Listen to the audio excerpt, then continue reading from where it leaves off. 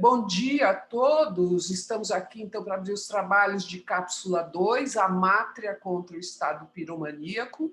Eu agradeço a presença de todas, todos, todes para o primeiro dia dessa cápsula, que é, o programa Cápsula é uma iniciativa da Galeria Jaqueline Martins, no sentido de ampliação de lugares para os debates necessários atuais. Jaqueline está presente, agradeço pessoalmente, sempre o convite e a oportunidade de desenvolvimento desse processo.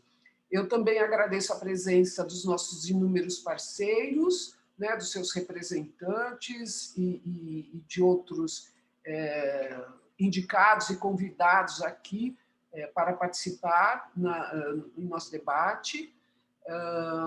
Em Cápsula 1, nós tivemos a presença muito feliz, como convidada da Lisete Lanhado, da curadora e crítica Lisete Lanhado, para debater de maneira crítica alguns dos modernismos brasileiros.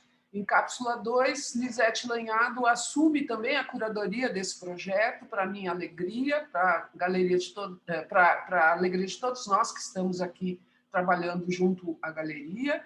E hoje, Lisete vai nos guiar no encaminhamento, juntamente com o nosso convidado, do roteiro e debate. Lisete, muito feliz com a tua presença nessa jornada aqui dos nossos trabalhos. Lembrando, aliás, que serão feitas as apresentações de Lisete Lanhado, do nosso convidado que eu já vou apresentar, e na sequência abriremos vídeo, áudio e chat para as questões em debate. Lembrando também que durante todo o tempo, diferente da Cápsula 1, nós vamos deixar essa possibilidade de interação, mas indicamos aqui, sugerimos que as questões venham depois das duas exposições. Para a finalidade desse debate, o meu papel aqui é de organização disso, e talvez para quem não abre áudio e vídeo vai fazer por chat para organizar também essa entrada, desculpe, de quem quiser fazer interferências, intervenções, sugestões, enfim, comentários.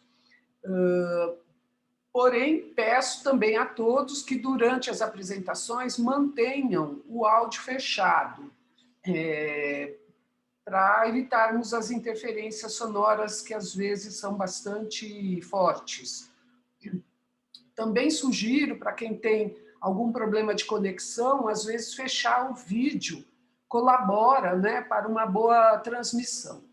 Bom, vamos dar início. Eu agradeço novamente a presença de todos vocês e vamos começar. Como introdução aqui, eu vou ler um pequeno texto e de apresentação também do nosso convidado. A sucessão de incêndios que atingem acervos no Brasil já deixou um aviso claro. Sua ocorrência não é acidental, mas fruto de um sucateamento sistêmico. Após a destruição, em 2/9/2018, do Museu Nacional na Quinta da Boa Vista, Rio de Janeiro, o prédio da reitoria da UFRJ, contendo o núcleo de documentação da Faculdade de Arquitetura e Urbanismo, é a sua vítima mais recente. A quem interessa a queima de arquivos? De que maneira as cinzas, testemunhas de memórias silenciadas por esse estado piromaníaco, permitem abrir um diálogo com seus herdeiros legítimos? Para além da crítica colonial, como ativar outras lógicas de sentido para o fogo? Um grande paradoxo define a invenção dos museus, sua vocação como guardiã de bens culturais e sua identidade erguida a partir de saques ou apropriações forçadas.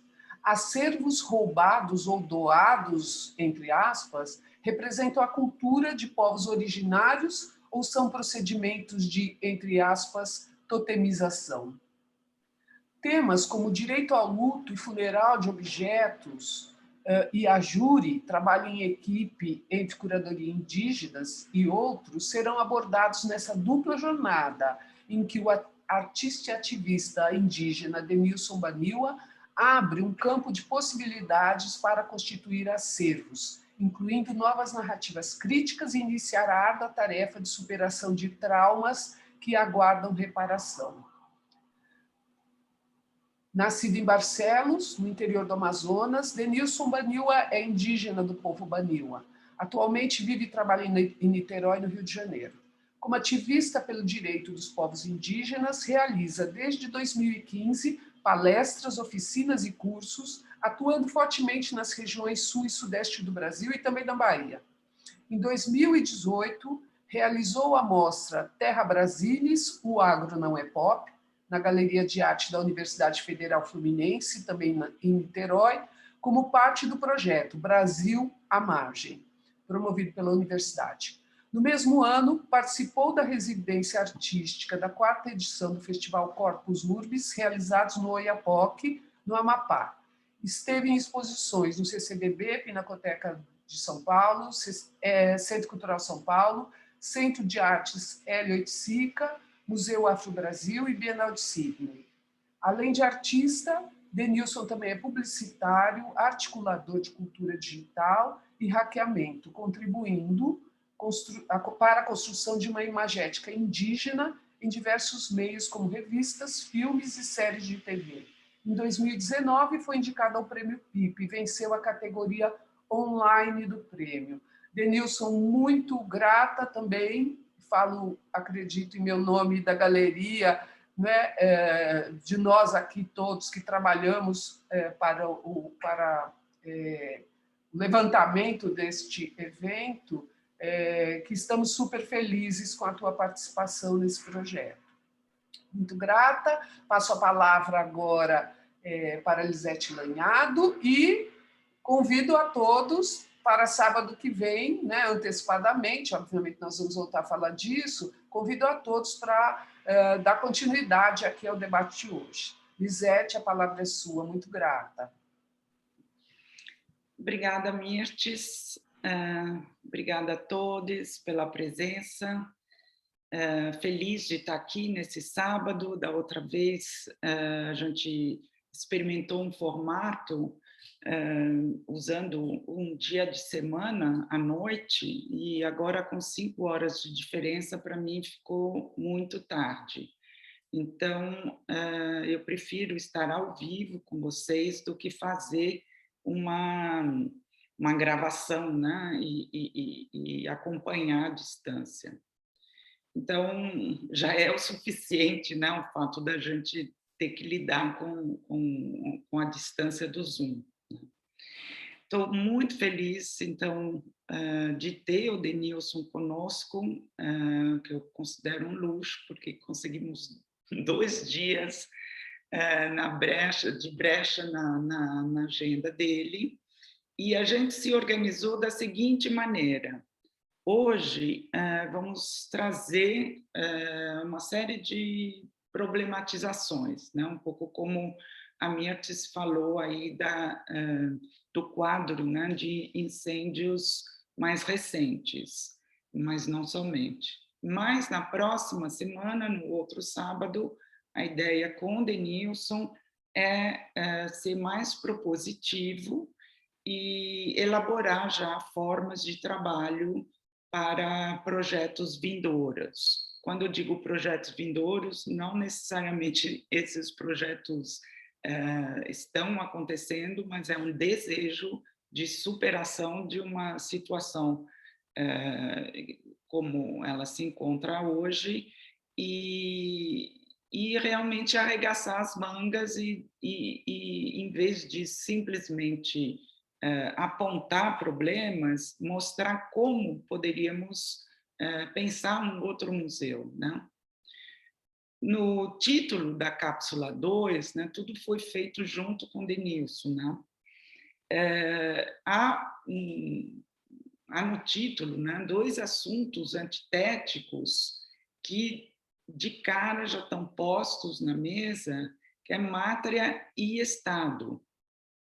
São 2 palavras que se repelem mutuamente, né? A mátria e o Estado.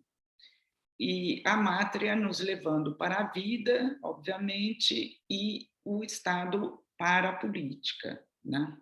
Mas nesse título também, que foi pensado com Denilson, aparece o termo piromaníaco, né, que é um termo emprestado da psiquiatria e que vem justamente qualificar o estado, né? Eu fiquei me perguntando a respeito, assim que o Denilson nos enviou a proposta, a gente sabia que falaria de incêndio, mas a palavra piromaníaca aparece e resolvi explorar um pouco mais, né? E a gente sabe, então, que a definição da piromania, né, assinala um transtorno psíquico, né? E esse transtorno qualifica normalmente uma pessoa, né? Então, o que significa, de repente, estarmos tratando aqui de um transtorno que é uma patologia, mas que aqui não, ela é aplicada, né, a uma instituição como o Estado, que é justamente a instituição política que rege a vida social, né? Então, como entender, né, uma piromania associada, repetindo, né, associada à instituição responsável por um regulamento, né, da vida entre nós, né, de uma vida comum. Na literatura clínica, obviamente, temos que fazer também a distinção, né, com uma outra obsessão, que é uma obsessão usada, digamos, no sentido metafórico, que é do sujeito incendiário, né? É o sujeito que, nesse caso, é um entendimento de um sujeito subversivo, né? E de uma, um caso em que o sujeito não está na condição passiva, né? Agora, a pulsão, né, repetitiva da piromania, quando é associada a motivações político-ideológicas, né, nos leva a pensar um Estado que sente prazer alimentado pelo fogo, um fogo que reduz, né, a cinzas pessoas, povos e patrimônios inteiros, né?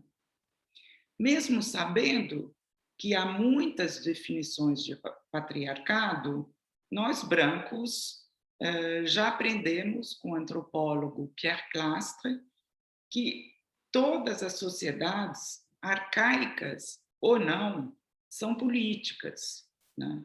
E que existem sociedades sem Estado, como ainda existem sociedades sem poder, né? E o que eu quero desenvolver com vocês nessa introdução à fala do Denilson é que tipo de relação o Estado mantém com a pátria, com a noção de pátria. Quem seria esse pai, para além de interpretações freudianas que hoje são arquissuperadas, né? E em que medida a perspectiva decolonial anuncia a deposição desse pai, né? Para onde, então, nos levariam, né, as noções de mátria e de matriarcado? Escrevendo esse texto aqui da Alemanha, seria longo explicar o porquê dessa parêntese que eu estou fazendo, mas eu não poderia deixar de mencionar uma idealização perigosa, né, da noção de mátria e matriarcado aqui na Alemanha, por ter tido ressonâncias altamente problemáticas nos tempos de valorização, né, de equalização do papel do homem e da mulher no Reich, né, durante o regime nazista. Quer dizer, houve como é que diz, uma captura patriarcal da função da mulher, naquele caso, que valorizou o matriarcado por sua função procriadora, ou seja, criando novos arianos para a sociedade alemã naquele momento. Mas, fechando esse parêntese, essa digressão que eu estou fazendo só, eu acho que se eu não morasse aqui, ela não estaria no meu texto. Mas, então, antes de falar de Mátria, e antes de abrir para outros conceitos fundadores do atual debate decolonial, né? Por exemplo, o feminismo comunitário indígena como identidade política, né? A gente pensa aí na Adriana Guzmán Arroyo, que é a Aymara. Eu recomendo aqui agora que a gente possa definir entre nós uma noção de patriarcado, porque senão a conversa seria absolutamente, enfim, ela seria caótica, justamente porque há dezenas e milhares, centenas de milhares de autores que se debruçaram sobre o patriarcado. E, no caso, para hoje, eu escolhi 2 autores, 2 homens, um antropófago, modernista antropófago, Oswald de Andrade, e o outro filósofo da necropolítica, que é o filósofo Achille Mbembe. Então, com essas 2 figuras, qualquer enfoque anticolonial será mera consequência. Vou trabalhar esses 2 autores, tá?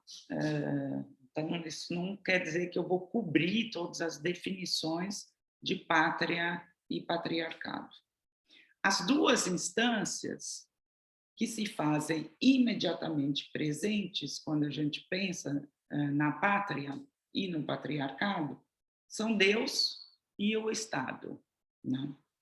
Ambas exercendo autoridade coercitiva e brutal, fazendo uso de violências explícitas e ou implícitas sobre nós aqui, rebanhos humanos, né? Uma expressão do Nietzsche. Por falta, como eu disse, de tempo, não vou falar do Deus Pai, que é o líder religioso invisível, ligado ao patriarcado, mas eu queria, pelo menos, deixar apontado que tanto o Estado como Deus são figuras hoje entrelaçadas e interdependentes no capitalismo contemporâneo. Quer dizer, se houve um período histórico em que você podia fazer uma análise separando Deus e Estado, hoje são 2 figuras extremamente embrincadas uma na outra. Então, minha intenção consiste em elucidar a passagem do patriarcado para aquilo que o Achille Mbembe designou, essa expressão é dele, de direito universal de predação, né? E aí mostrando como uma pátria é forjada necessariamente por meio de golpes e banhos de sangue, né? Eu estou me baseando aqui no livro do Achille Mbembe, que eu acho que não foi ainda traduzido no Brasil, que se chama Brutalismo. É um livro de 2020, né? Talvez eu use um outro texto, Crítica da Razão Negra, mas para a apresentação de hoje eu estou usando basicamente esse livro, Brutalismo. Achille Mbembe, para quem não é familiarizado, é professor de História, de Ciências Políticas e pesquisador no Wits Institute for Social and Research da Universidade de Witwatersrand de Joanesburgo, né? E nesse livro, Brutalismo, que me chamou a atenção para a nossa conversa de hoje, ele dedica um capítulo ao tema do patriarcado, cujo título é virilismo. Estou traduzindo assim, não sei se o termo existe em português, não sei se seria virilidade, mas eu estou mantendo aí o ismo, que não é uma qualidade, né? Uma adjetivação. Virilidade seria uma adjetivação, mas o virilismo seria uma tendência, digamos, né? E o Mbembe, então, retoma, nesse capítulo sobre o virilismo, os escritos do Fanon sobre virilidade preta e traça considerações que eu achei bastante surpreendentes sobre gênero. Ele certamente conhece o artigo emblemático da Maria Lugones, Colonialidade de Gênero, né? Como vocês sabem, Maria Lugones faleceu ano passado, enfim, muito cedo, mas esse trabalho dela sobre colonialidade de gênero, embora não citado nesse artigo que eu estou apresentando, me parece estar ressoando por trás. Segundo o Mbembe, a economia e o poder atingem hoje tão profundamente a própria matéria do nosso corpo, né, que uma crítica ao falo se faz necessária. Por isso que entrou o falo, porque, na verdade, esse capitalismo contemporâneo, hoje, ele não mexe só nos nossos nervos ou no nosso inconsciente, consciente, inconsciente, mas ele mexe na fisicalidade do nosso corpo. E por isso que o falo, né, entra na análise crítica desse capítulo. Obviamente, o falo não se reduz ao pênis, né? Mas Mbembe escolhe o falo por conta da sua centralidade numa certa tradição psicanalítica ocidental, né? Todo mundo aqui já ouviu falar, uma vez na vida, do complexo de Édipo, da inveja do pênis, etc. E, ademais, o falo, né, por seu caráter invasivo, por seu poder orgástico, ele identifica-se com o patriarcado no sentido, né, de vermos nas ações do patriarcado algumas qualidades, né, desse poder orgástico. Então, muito divertido que Mbembe vai dizer en passant espírito de cachorro, espírito de porco, espírito de canalha, tudo isso acompanha, né, a falocracia. E mais adiante, né, ele vai refletir acerca do que ele chama de economia de ejaculação. E não é nem um pouco uma digressão vulgar nem trivial. O que ele está dizendo, quer dizer, o que ele está endereçando aqui com essa expressão e isso é fundamental para nós no Brasil, é resgatar a dominação libidinal e a violência sobre corpos racializados. Esse é o objetivo do Mbembe nesse capítulo. E daí, imediatamente, quando eu estava preparando isso, eu consigo estabelecer uma ligação entre a chacina do Jacarezinho, né, voltada contra populações julgadas indesejáveis, e a perda de mais de 20 milhões de itens sob a guarda do Museu Nacional, que pegou fogo em setembro de 2018. Para mim, ali, assim, eu consigo encaixar as duas coisas, entendendo, né, um plano maior de extermínio do Estado brasileiro, em que não há casualidade, né?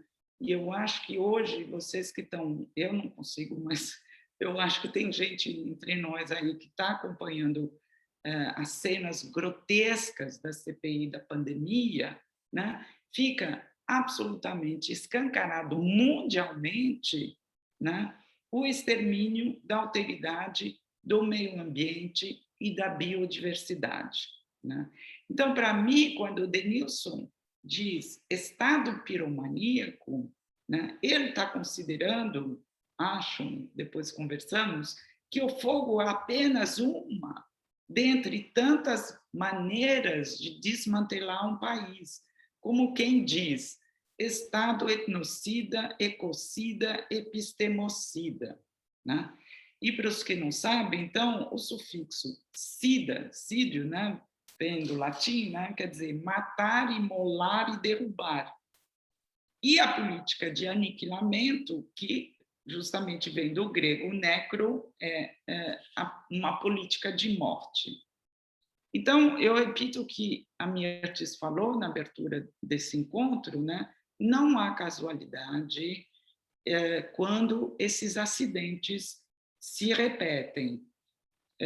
Esse sucateamento, Mirtes, eu acho que seria bacana você mostrar, para citar alguns exemplos, e refrescar um pouco, né, a situação, o contexto que a gente está falando aqui, quais são os incêndios que marcaram nossas discussões, né? Não é só o incêndio do Museu Nacional. Eu vou abrir aqui uma série de slides. Eu peço desculpas antecipadamente, algumas imagens estão estouradas ou pouco de baixa qualidade, mas eu acho que, no todo, elas estão alinhadas. Um momentinho que eu vou abrir aqui para ampliar também as imagens. Então, aqui, começamos do tempo atual, né, para o passado.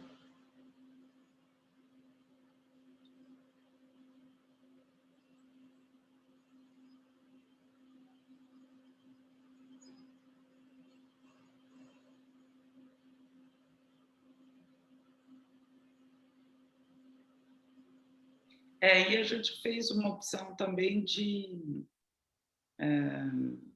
focar em instituições públicas, né? Porque, por exemplo, eu lembrava de incêndios, sei lá, por exemplo, incêndios graves, porque também queimaram obras importantes, né? O apartamento do colecionador Jean Boguich, e mesmo há pouco tempo, acho que um storage que as galerias mantinham juntos, mas assim, estamos aqui discutindo o Estado, estamos discutindo responsabilidade pública, tá?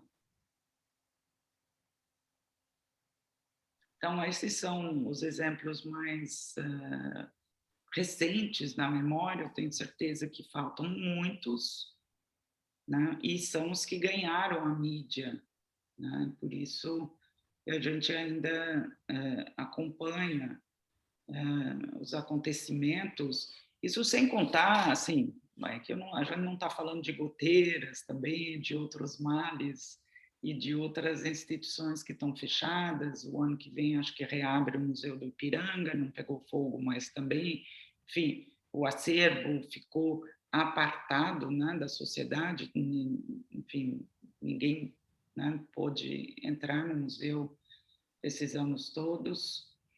E aí, né, enquanto vocês estão vendo essas imagens, né, eu ainda queria retroceder um pouco mais e recordar, porque aqui a gente não tem essas imagens, que o Serviço de Proteção ao Índio, que foi criado em 1910 e que precedeu a FUNAI, também havia sofrido um incêndio que acabou culminando na extinção, né, daquele órgão em 67, e,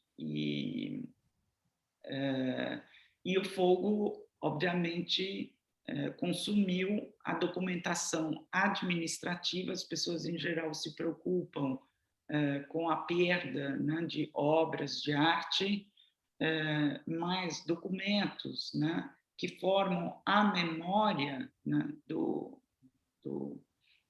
da história, né, dessas coleções é tão importante quanto, né?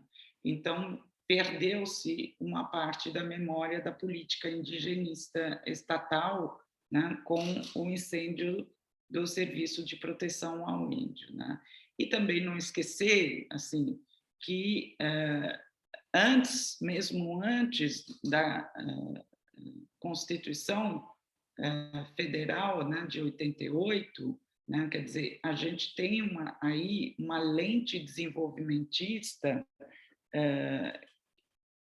a ser colocada, né, sobre essa situação de política pública, né, para onde são orientadas as prioridades políticas, né? Mas, enfim, voltando para aquilo que nos interessa, vou citar agora o Bembe. Ele diz o seguinte, que patriarcado e colonialidade formam uma única e mesma trama. Um é a condição de realização do outro. Fecha aspas. E com isso, o Bembe denuncia a plantocracia e as colônias, dizendo que foram laboratórios privilegiados não somente da vida sexual, mas também do caráter libidinal, né, de todo o poder, né? É muito interessante a gente ler isso, porque um autor nosso, brasileiro,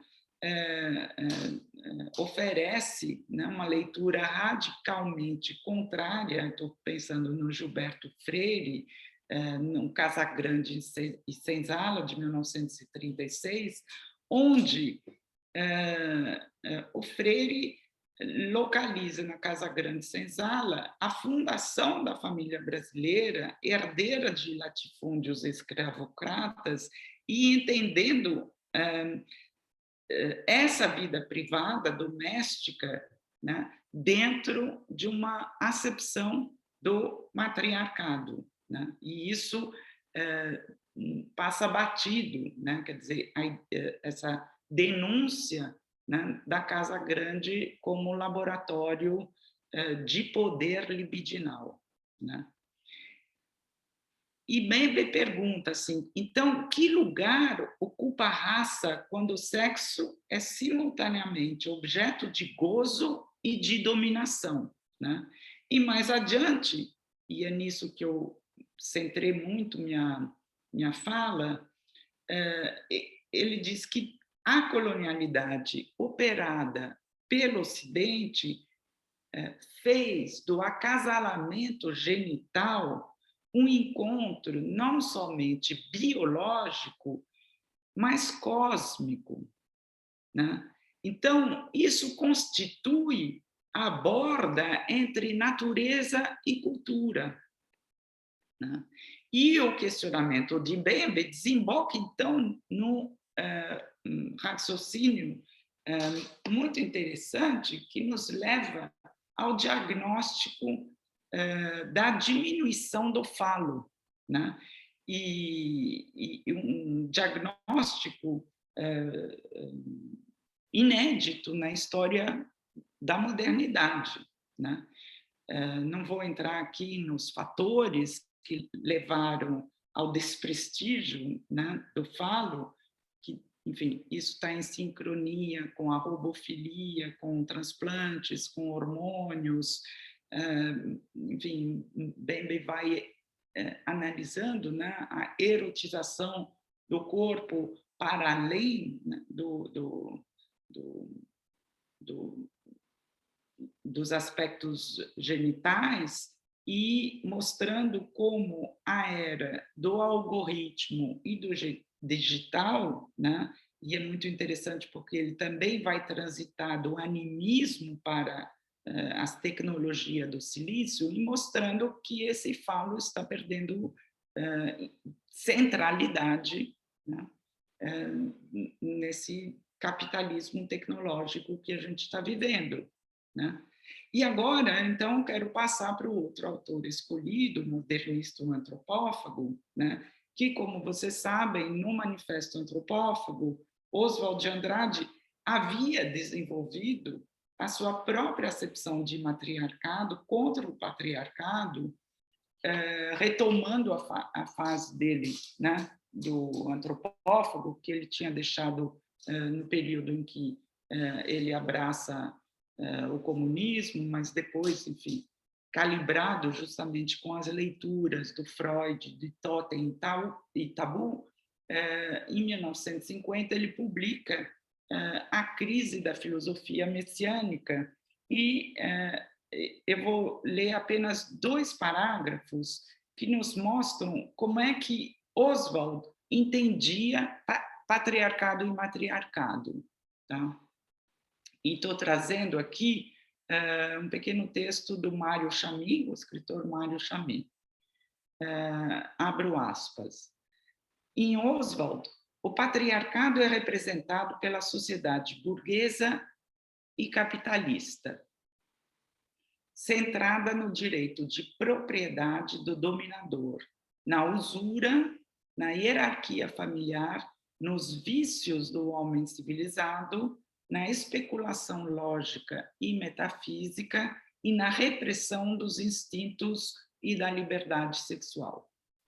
Por sua vez, o matriarcado para o Oswald se identifica com a implantação de uma nova idade de ouro, cujos valores revolucionários promoveriam a substituição do direito de propriedade do homem civilizado pelo direito de posse do homem primitivo, a superação da usura e do negócio pelo ócio, e o fim dos poderes centralizadores e autoritários pelo advento de uma vida comunitária aberta aos prazeres vitais, ditados por uma libido individual sem censura. Então, aqui a gente tem algumas linhas sobre uma espécie de comunismo primitivo em oposição ao comunismo moderno, que o Oswald, não sei se ele tinha lido A Origem da Família, da Propriedade do Estado, do Engels, mas ele, de fato, considerava, aí ele foi extremamente criticado por uma versão ingênua, né, de um entendimento de uma comunidade em que a terra, né, os solos seriam de todos e propriedade comum, e não haveria soldados, policiais, prisões, etc. Bom, eu vou passar enfim, uma outra. Estou vendo que meu tempo está se esgotando, né, Mirtes? Vou passar rapidamente, não vou citar o Flávio, apenas achei engraçado que o Flávio de Carvalho, já com todos os problemas que a gente tem com o Flávio, no Flávio, o caráter patriarcal dos ditadores já estava anunciado, mas o que é engraçado é que, para ele, o Papa é a grande mãe. Eu deixo isso como uma espécie de piada aqui para a gente, piada interna. Bom, se desde 2020, né, agora, a pandemia colocou em questão o futuro, né, e instaurou, estou já encaminhando para a conclusão, instaurou o presente como única matriz temporal possível, né? Minha pergunta é, como entender, como escutar, então, esse texto do Oswald, em que o messianismo, ele colocava a importância do messianismo na história do patriarcado, né? E o messianismo seria essa capacidade de projeção de um futuro, né? De um tempo, né? De sair do tempo presente. Então, minha pergunta é, nessa era da incerteza que nós estamos, será que podemos agora cogitar não só a falência do falo, mas também a falência do messianismo na era desse humanismo artificial, né? E a falência do falo, né, na circunstância atual, né, significa para os tiranos, então, a vivência do medo de castração, né? Segundo o Bembe, né, a destituição do falo será substituída na idade dos neurônios, né, pelo cérebro, né, que será justamente aí o principal motor da libido, né? E para nós não é difícil imaginar o impacto, né, da afirmação do medo, né, do trauma da castração sobre aqueles que percebem a progressiva depreciação de seu membro viril e que justamente correm para a militarização do nosso cotidiano, né, pontuado cai lá de incêndios, de chacinas, e que justamente endossam a falocracia do pai da nação. Então, precisamos, diante desse quadro, fincar bem os pés no chão, né? Como temos escutado do Ailton Krenak e do Davi Copenhague, entre tantas outras vezes. Donde, portanto, a pertinência do conceito de mátria. E de mátria, vamos discutir, não exatamente aqui como uma questão de gênero, mas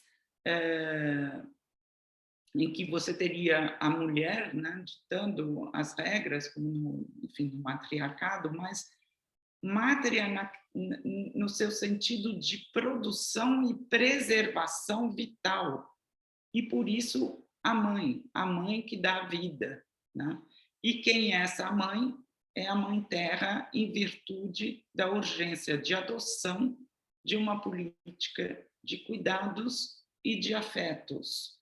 E é por isso que essa grande mãe agora é absolutamente indispensável, né, para o resguardo, né, para a preservação da vida.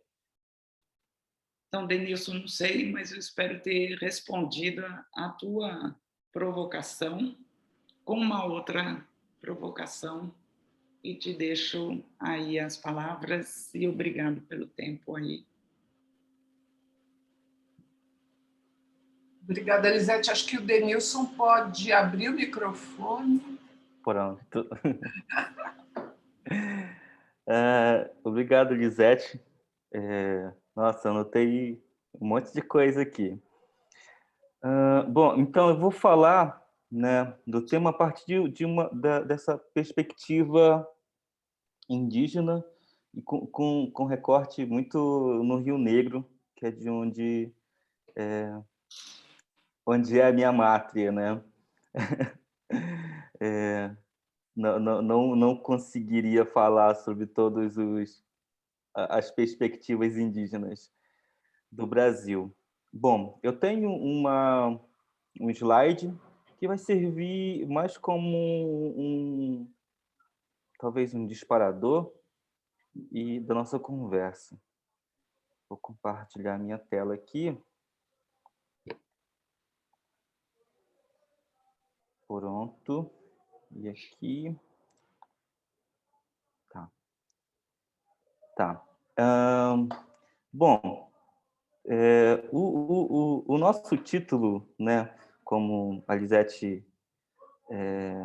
comentou bem, é esse Amátria contra o Estado piromaníaco, né, que podia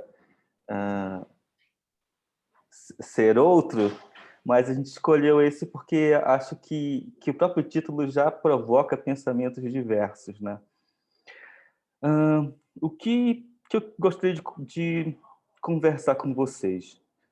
A partir da perspectiva rio-negrina, né, dos povos da região onde eu nasci, são os 23 povos, mas a maioria ali, né, os tucano, tariano, baniwa e tudo, tem uma outra visão da gênese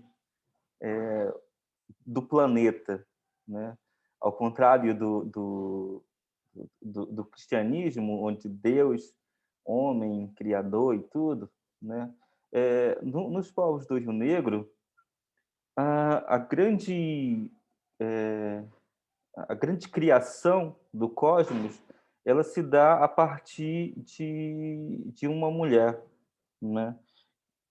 No caso aqui, eu coloquei uma dessas histórias, que é a Ieba Buró, que eu acho que é mais fácil de explicar por ser menos complexa que outras criadoras do cosmos. Aqui ela está no vazio, que era o universo antes, e ela começa a criar as coisas, né? Criar o universo a partir de sua memória, né? Diz na história que ela apareceu num estalo no meio do grande vazio e como uma semente brotou e começou a construir o universo a partir do que ela própria imaginava, né? Então, a criadora de tudo e que, né, e que pode ser inclusive esse tempo em que vivemos, ela é, né, para além de uma entidade, né, que a gente pode chamar de deusa, mas não necessariamente isso, ela é para os povos do Rio Negro a própria memória em si, né? Além de uma entidade, ela é a própria memória, o tempo das coisas, o tempo da lembrança, né? E acho que é a partir daí que eu começo a falar com vocês sobre as instituições, né? A pátria, ou o patriarcado, essas instituições que o Oswald de Andrade, né, aproveitando que a Lisete já comentou sobre ele, e aí fiz aqui um pequeno recorte do manifesto do antropófago, que ele coloca essa frase logo no finalzinho do manifesto, que é: contra a realidade social vestida e opressora, cadastrada por Freud, a realidade sem complexos, sem loucuras, sem prostituições e sem penitenciários do matriarcado de Pindorama. E aí ele está colocando o matriarcado como prisioneiro, né, do patriarcado, que é a própria instituição do Estado, né? O Estado como esse patriarca de tudo, e que, através de instituições, aprisiona, né, a memória. Né? A memória, no caso, aqui levando em consideração a deusa Ieba Buró. Né? Se ela é a memória, né, de tudo que existe, desde a criação do universo, o Estado, como patriarca, é o que a violenta, a aprisiona e a mutila, né? Cria prisões para ela. Né? E, cadê aqui? Tá. E aqui eu ilustro alguns desses incêndios que a Mirtes e Dizete já mostraram fotografias, mas só para a gente lembrar de que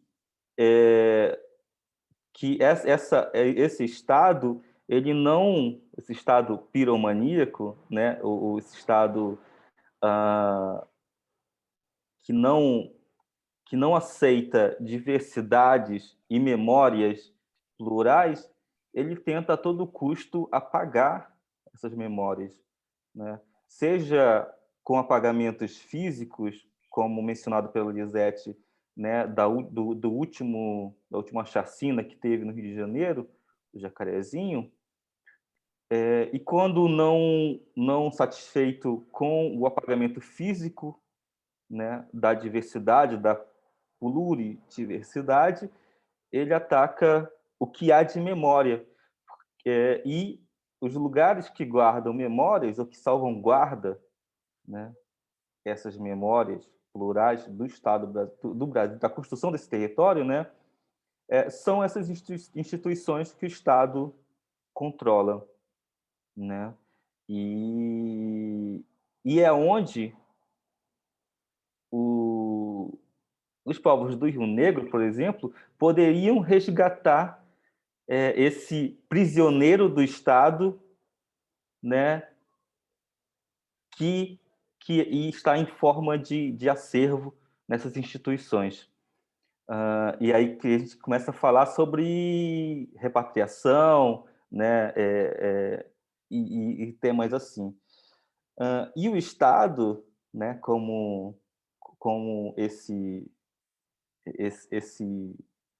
violador do direito à memória, ele começa a fazer ou a provocar acidentes, né, dessas instituições que guardam essa diversidade.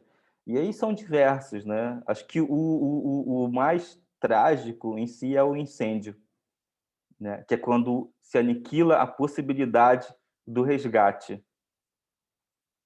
É quando quando chega o limite do sucateamento das instituições de museus, e o incêndio é o golpe final, né? Onde, por exemplo, os banios não podem mais ter o direito ao resgate de sua memória, né? Ou ao resgate desse prisioneiro institucional. Uhum. Tá. E aqui, acho que para a gente já, inclusive, vislumbrar o próximo encontro, eu vou passar esse pequeno vídeo que é de um filme do Vincent Carelli, que chama Cachoeira das Onças, que é um pequeno recorte de uma luta indígena do Rio Negro, que é também um reflexo de outras lutas, né, de povos originários pelo mundo, na busca por suas memórias aprisionadas em acervos museológicos, né? Inclusive acervos que estão em péssimas condições porque o Estado não dá condições de manutenção desses acervos. Vou passar o vídeo aqui e vocês me dizem com um joinha se o áudio está saindo, porque geralmente aqui às vezes não sai o áudio.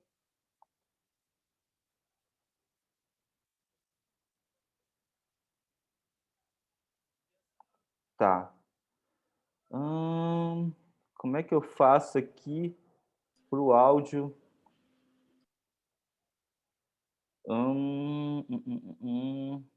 Oi, Denilson, é o Caio.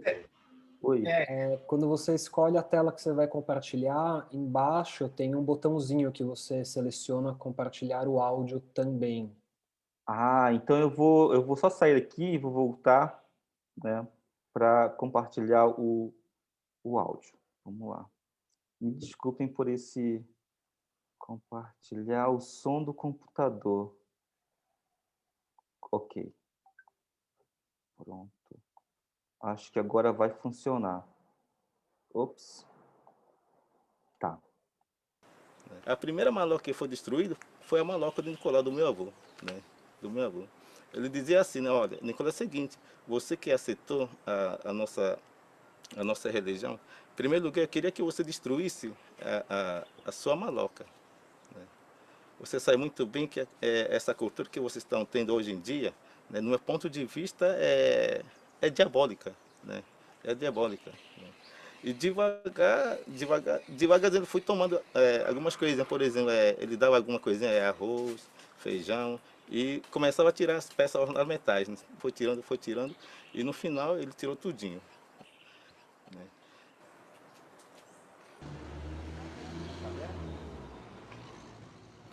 Neste movimento de reconstrução das malocas, os tariano e os tucano expressam o desejo de reaver as caixas de ornamentos sagrados, sem as quais ficam impedidos de realizar suas cerimônias.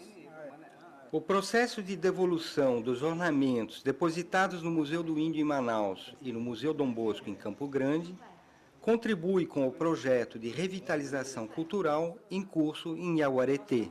Desde o ano passado, fazendo esse trabalho de levantamento com eles, desses lugares sagrados, levantando toda a mitologia relativa a esses lugares e a própria história deles. Né?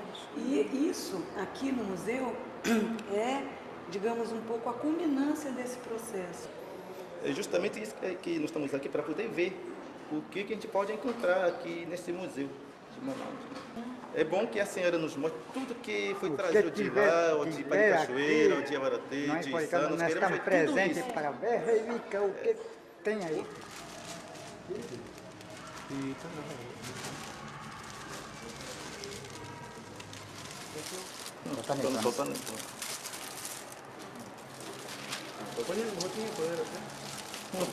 Tá aí.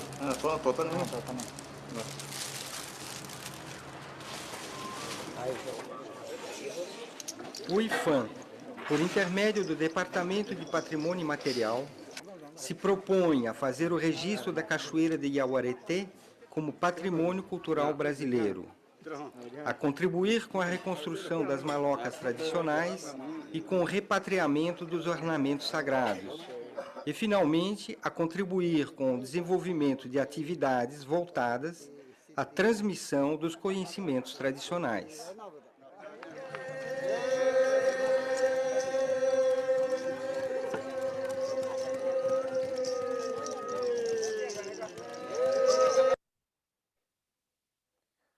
Bom, esse foi um pequeno trecho, e aqui eu estou colocando uma parte de um livro chamado Antes o Mundo Não Existia, para a gente pensar possibilidades pós-fogo, né? Pós-incêndio. Esse filme que apareceu anteriormente foi uma das possibilidades do reaver essa memória da mátria, né? Essa memória da criadora, da própria memória indígena, enfim. Quando acontece um incêndio, como foi no Museu Nacional, por exemplo, mas como foi em outros museus, a gente perde perde a possibilidade, né, de reaver essas memórias, porque elas viram cinza. E levando para o lado do Rio Negro, todas as peças que foram retiradas de lá para acervos foram a partir da demonização dessas peças. E nesse filme, inclusive, uma das pessoas fala, um dos senhores mais velhos fala, quando ele encontra essas peças no Museu Salesiano, em Manaus, ele fala: ué, mas quando vocês chegaram lá, vocês falaram que isso era do demônio, que era para a gente destruir tudo, e vocês tomaram da gente. Então, por que vocês guardaram? Se era do demônio e que essas coisas não poderiam existir, por que foi que vocês guardaram isso? Vocês gostam de guardar coisas do demônio, né? Então, talvez não seja do demônio, talvez seja porque vocês entenderam que existe algo importante desses objetos. Então tá, essas peças são tiradas do contexto do Rio Negro e levadas para instituições. Essas instituições que são responsáveis, né, pelo Estado entender essas populações do Rio Negro para subjugá-las, né, quando subjugam, né, quando a pátria subjuga esses indígenas e torna os brasileiros, de fato, sem suas identidades, né, diversas, essas peças já não têm mais nenhum interesse para o Estado, porque, né, já foi feito o que a pátria deseja, né?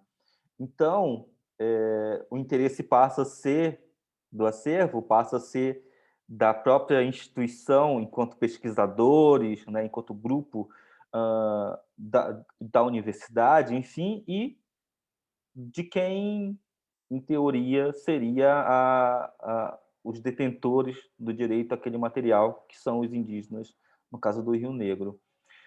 O Estado sucateando, para que não tenha acesso a essas memórias, né, que culminam nesses incêndios, é o próprio significado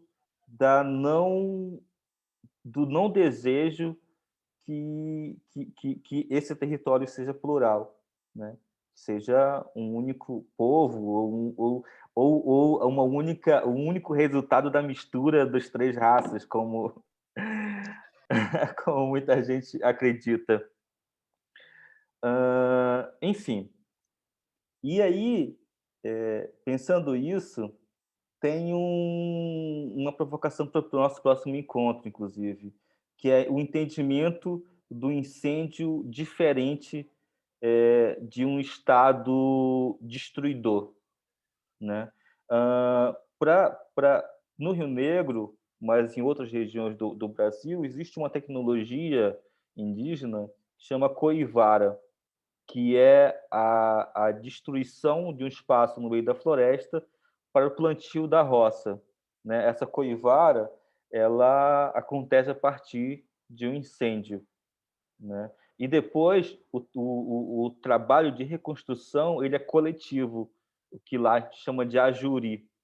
É quando se junta uma comunidade inteira ou várias comunidades para reconstruir o espaço a partir de suas próprias memórias, né? Dos seus próprios conhecimentos. Criar um acervo diverso em cima do que foi um incêndio, né? No caso da coivara, o plantio de espécies de frutas, de mandiocas, né? De diversos usos, enfim, um outro ambiente, uma outra paisagem a partir da memória coletiva do povo. Esse que está aparecendo na tela de vocês é do livro Antes o Mundo Não Existia, do Luiz Lana, que é do povo Dessana, do Rio Negro, e ele conta sobre um dos grandes incêndios que destruiu o planeta Terra, e de como, pelo ajuri, né, e do que as pessoas lembravam antes do incêndio, pôde se reconstruir a Terra. Então, é um outro entendimento do incêndio, é um outro entendimento do que é a ruína, né? De fato, penso que essas populações originárias são o que há de possibilidade de reconstrução desses acervos, mas de uma outra forma, né? Se o Estado não dá suporte ou não aceita essas instituições que guardam memórias desse território, cabe a gente que está preocupado com isso, e a gente não só indígena, mas a gente que está preocupado com a cultura, né, desse território, com as memórias desse território, de criar juntos, no ajuri, né, num trabalho coletivo, novos modos de salvaguardar memórias que não estejam frágeis nas mãos da pátria. Bom, era isso que eu queria conversar com vocês hoje, e depois a gente, né, tem um segundo encontro que acho que vai ser mais propositivo. Esse de hoje foi mais provocativo.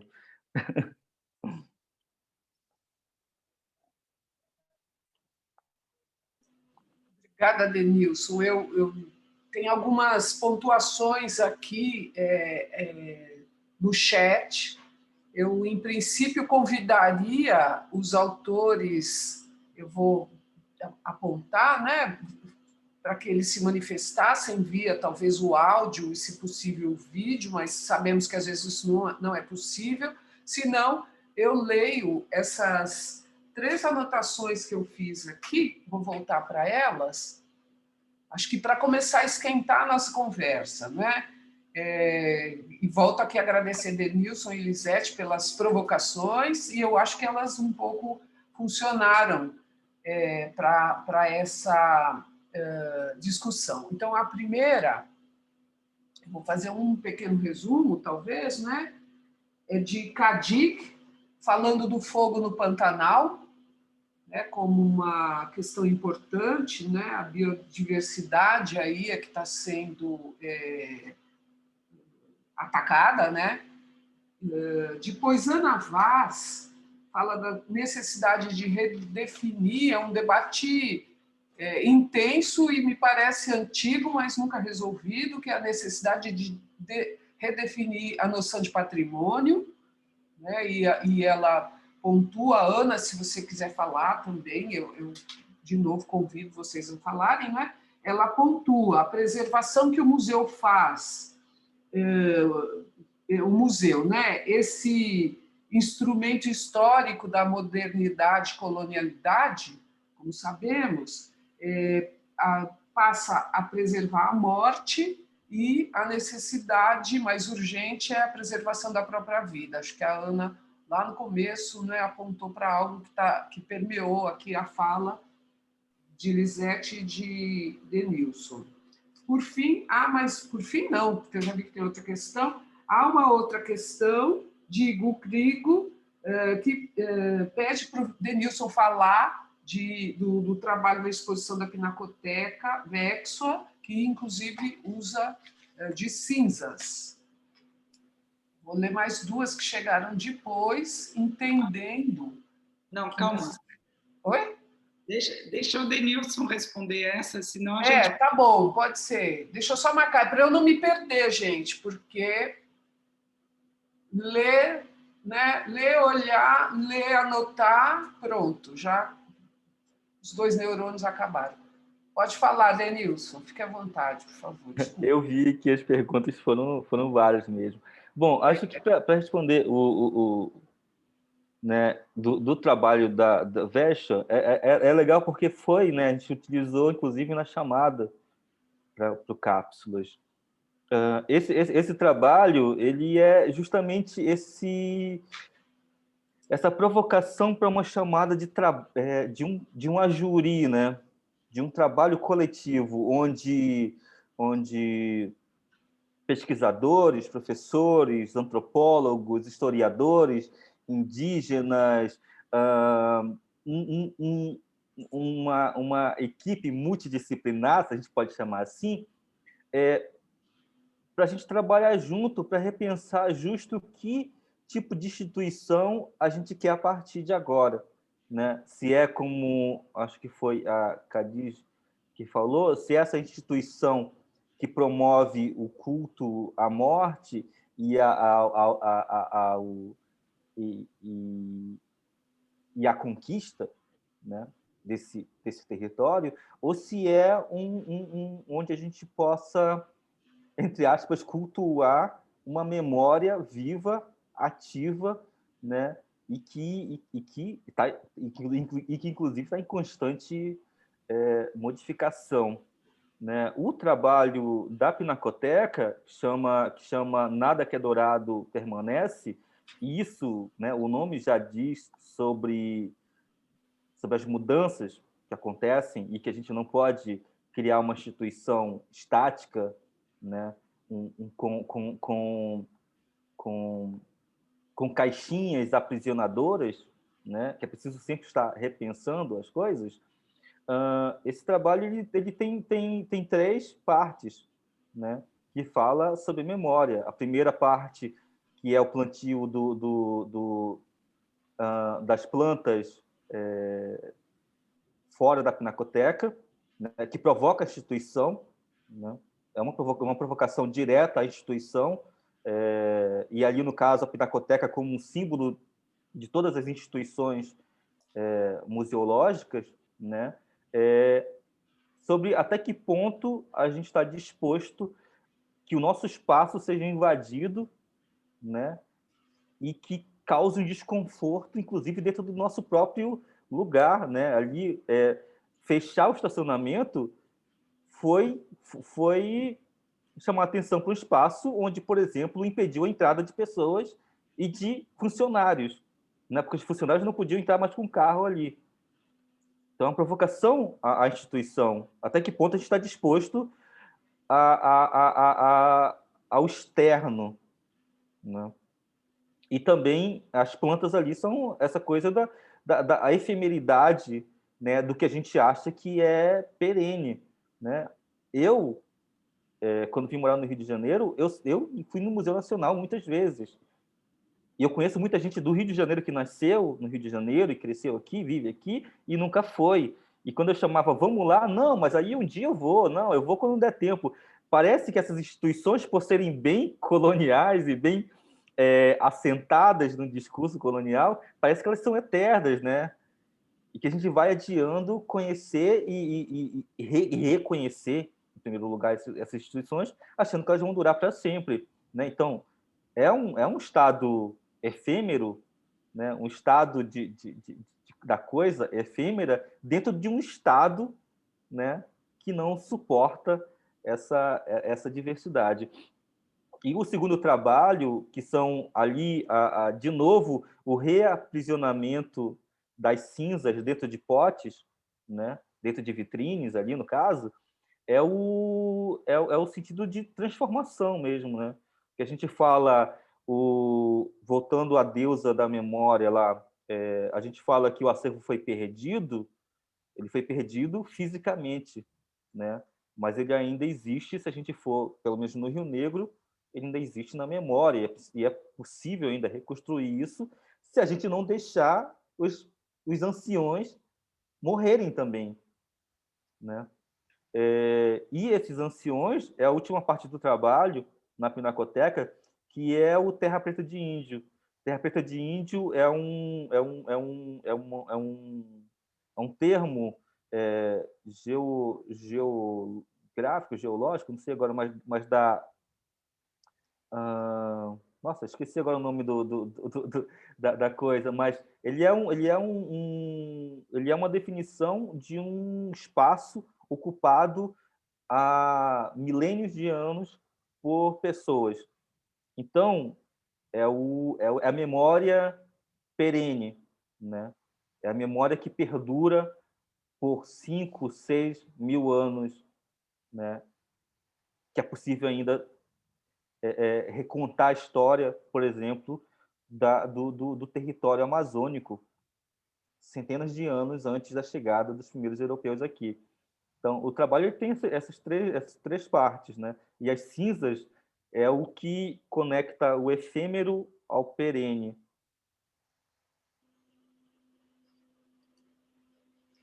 É isso. Não, legal. Eu vou só voltar aqui, talvez, eu não sei se a Ana está aqui, ela fez outro comentário. Ana, eu vou pedir talvez para você abrir o microfone. Queria recuperar a questão que ela colocou, né? A questão do museu como esse lugar de guarda da morte, e a questão de recuperar também, ou de redefinir patrimônio, né? Patrimônio de quem? Acho que é uma questão que volta, e todo o debate presente sobre os museus, ela está ali como uma espécie de fantasma, né? Ana, será que é possível você abrir o seu áudio ou a sua câmera, os dois? Sim. Eu abri agora, não sei se vocês estão me ouvindo. Perfeito. Ia começar por agradecer Mirtes, Lisete e Denilson pela belíssima fala e pelos compartilhamentos todos. A minha pontuação vem muito de uma inquietude em relação à maneira com que, claramente, os museus institucionais, como bem disse Denilson e Lisete também, como representantes, né, de um Estado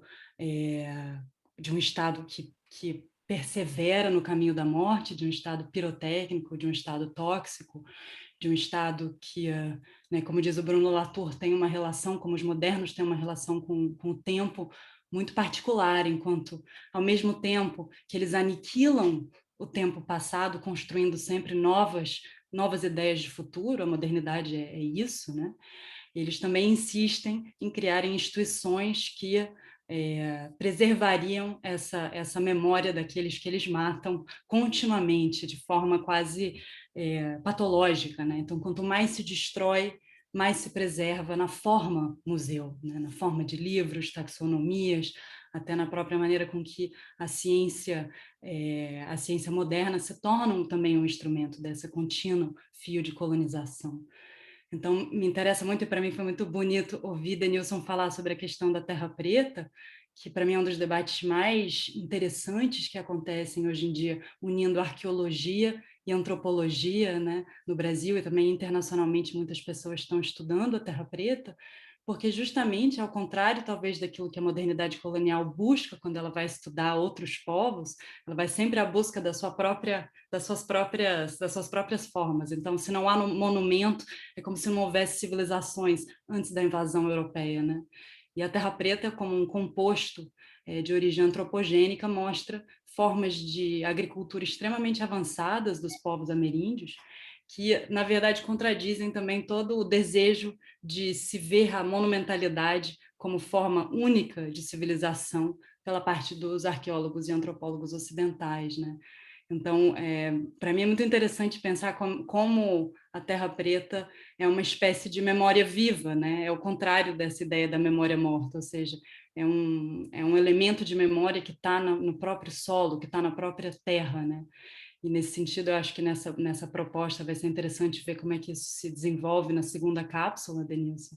Mas que tipo de não instituição, que tipo de comunidade, que tipo de coletividade fora das cercas e dos muros dos museus a gente poderia imaginar para o tempo atual como um tempo onde o presente, como a Lisete bem falou, nos parece, né, um tempo implacável, mas é um presente que não pode se desapegar do passado, que também é uma forma de futuro, né? Muitos povos acreditam que o passado está à nossa frente e não atrás de nós, né?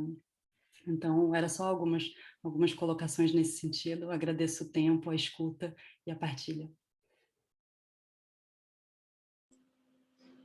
Obrigada, Ana. Denilson, Lisete, querem comentar alguma coisa? Será que eu deixo o Denilson? Eu quero te ouvir, Lisete. Eu falei no primeiro ali, acho que agora quero te ouvir. Não, na verdade, eu fico grata de ver que foi bom a gente pensar esse encontro em 2 capítulos, né? Porque realmente a necessidade agora de trazer uma solução, não uma, mas várias, mas de pensar essa construção, né? De não, quem sabe faz a hora, não espera acontecer, né? Eu tenho usado isso regularmente aqui. Eu não sei, acho que ouvindo a Ana me deu vontade também de fazer um comentário sobre esse tempo que não é passado, presente e futuro, né? E que é mais em espiral, e que acho que a gente tem aí tanto, sei lá, no pensamento quilombola, em que a gente tem a encruzilhada como possibilidade, né, de bifurcações, mas também a gente tem aí a serpente, né? E inspirada na Ana, sem ser uma resposta à pergunta da Ana, mas um desdobramento do que ela falou, eu queria aproveitar e fazer uma pergunta para você, Denilson. Sei que a gente tem, sei lá, 5, 10 minutos no final todo agora para encerrar, né? Mas aproveitando o que a Ana falou da memória, né, que está na própria terra, eu queria que você falasse um pouco mais sobre a deusa, a deusa Iebaburô, porque quando você diz que ela cria um universo a partir de sua memória, aí eu consigo sim imaginar que a gente pode reconstruir, né, o Museu Nacional nesse sentido, quer dizer, parte, né, porque tem coisas, né, que... mas aí, usando essa mitologia, que é super bonita, eu queria que você falasse um pouco de como nós, brancos, podemos entender a criação do universo a partir de uma memória. Quer dizer, isso significa que, então, esse universo já existe. Porque se é uma réplica o que ela está fazendo, eu achei curioso, porque nós temos esse vício, né, de pensar cronologicamente. Então, se ela cria a partir da memória, significa que esse universo já existiu. Você poderia me ajudar? Nossa, foi profundo agora. Então,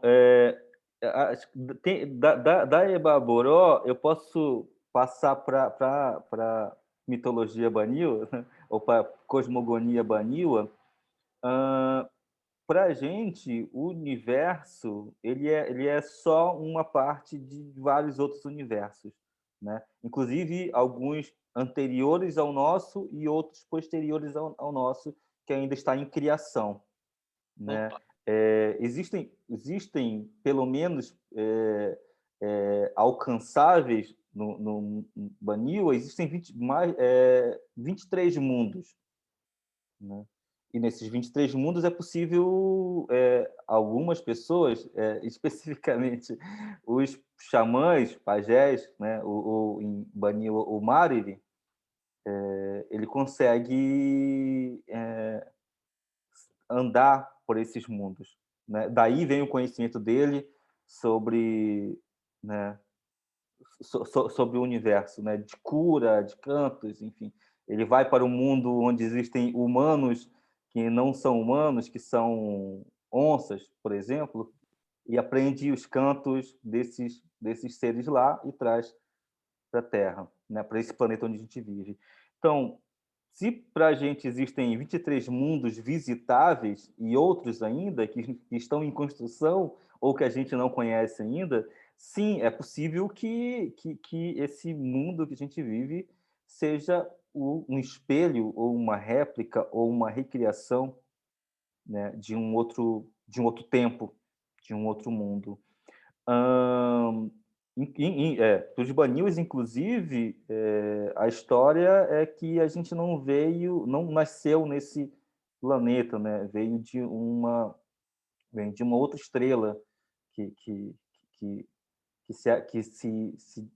explodiu, enfim. E sobre essa reconstrução do Museu Nacional, né, como de outros museus, né, a gente fala do Museu da Língua Portuguesa, por exemplo, super importante para entender o território nacional, inclusive o território nacional escravagista, né, tudo. Para mim, ainda é a construção coletiva, né? Da gente aqui, da gente enquanto indígena, da gente enquanto branco do Brasil, mas também, né, Lisete em Berlim com os berlinenses, né, nessas outras instituições que estão lá, a troca de informação. Inclusive, isso é uma coisa muito importante, né, que era uma das críticas que eu fazia com o Museu Nacional quando estava em funcionamento, que era de por que não tem um acesso público às informações, de por que algumas instituições não conseguem trabalhar juntas, né? Se o acervo, se a educação, se o conhecimento tem que ser público e compartilhado. Essa é uma coisa para a gente comentar na outra cápsula. Nosso tempo já está no limite aqui. Já está no limite. Eu estou, assim, anotando uma série de coisas já para o próximo encontro, imaginando, adoraria que as pessoas que estão nos seguindo aqui, se quisessem também trabalhar nisso, né? Quer dizer, vir com propostas e sugestões, né? Quer dizer, eu prometi, entre aspas, mas assim, acho que se houver tempo, gostaria de contar 2 experiências, pelo menos, né, de artistas pedindo restituição e funeral para esses prisioneiros políticos, que é assim como entendemos esses objetos que estão em museus sem terem escolhido estar nessas instituições. Então, que eu gostaria de contar 2 experiências, pelo menos de 2 artistas na Bienal de Berlim. Então, para mim, é uma grande oportunidade de dar essa, assim, de fazer uma transversalidade, né, de clamores, né, por restituições e restaurações de traumas, né? E eu espero que isso, sei lá, gere um documento que a gente possa encaminhar, inclusive, talvez, para o Museu Nacional. Eu queria agradecer a presença de todos e dizer que eu estou muito animada de saber que sábado que vem a gente segue essa conversa, e agradecer a presença de pessoas muito especiais, assim, que eu não vejo há muito tempo, como a Sheila e o Tadeu, que estão aqui, que são muito importantes para a minha percepção, né, de outras narrativas críticas. E é isso. Convido vocês sábado que vem, no mesmo horário. Obrigada, Mirtes, por conseguir sintetizar tudo isso, e Jaqueline, pela generosidade de abrir tantas bolsas para pessoas interessadas pelo Brasil todo. Muito obrigada. Obrigado, gente. Antes de fechar aqui, só falar que eu posso disponibilizar o filme e o livro que eu usei na apresentação para vocês, tá? Acho que eu mando para Jaque ou, né, ou para a Mirth, e aí a gente compartilha no e-mail, né, de todo mundo. A gente, na outra cápsula, fez uma prática desse tipo de compartilhamento de elementos, né, indicados ou comentados, e realmente isso é possível, e acho muito importante para nos preparar. Eu tenho o vídeo e o livro em PDF num Drive, eu posso depois só compartilhar o link e a gente, né, fica acesso para todos. Obrigada. Obrigado. Agradeço imenso a todos, a Lisete, Denilson, toda a equipe da galeria, a Jaqueline, e é isso, gente. Bom fim de semana, sábado que vem, mesmo horário. Tem abertura na Jaqueline daqui a pouco. Até logo. Jaqueline, boa abertura à disposição. Boa abertura. Obrigado, gente. Tchau, tchau. Bom sábado. Tchau, Denilson. Tchau, Lisete, Mirtes, Jaqueline, obrigada.